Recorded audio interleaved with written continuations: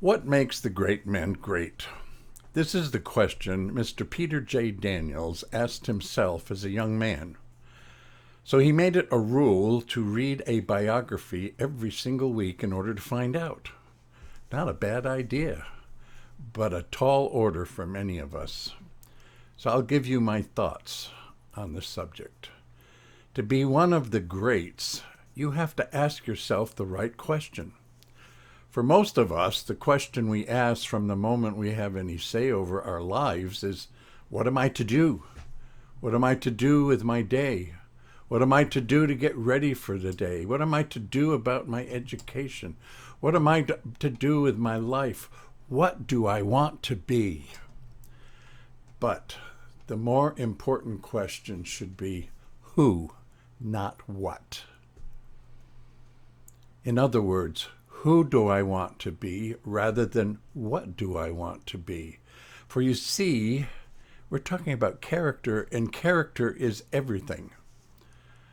John Rockefeller noted that the most important thing for a young person to do is to establish character. Character is far more important than reputation because character is who you really are. Reputation is who other folks think you are. Many decades before Rockefeller, a young boy figured this out, which amazes me.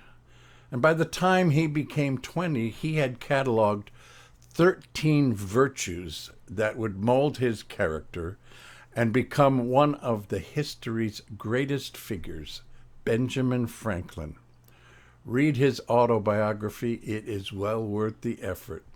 It was his character that produced his many accomplishments. It wasn't his accomplishments that produced his character. The famous actor, Kirk Douglas, at an early age, realized that the only way out of an impoverished life began with developing his character, and he saw that that probably occurred with an education. So after high school, he hitchhiked to St. Lawrence University and talked his way into the school. They accepted him. It amazes me that some young people figure this out early on and actually do something about it. Well, Kirk Douglas's autobiography is entitled Son of a Ragman, and I highly recommend it as worthwhile reading. Like most, I often wondered what I wanted to be when I grew up.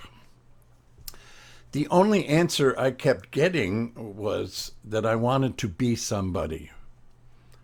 I didn't really know what that meant, but now I understand that went to the notion of character. One of my proudest moments happened in 1990 when I fell on hard times financially, and I went to the bank for a loan of $5,000 to see me through. The loan officer looked at me and exclaimed, "You don't even have a job. We can't give you any money." Now, the branch manager happened to be walking by at that moment, and he said, "If David Rood says he'll pay it back, he will. Give him the money." Yes, character counts for far more than we can ever imagine. Perhaps someone got me and these other youngsters to ask the right questions early on. Who do I want to be? Who is the question? Pass it on.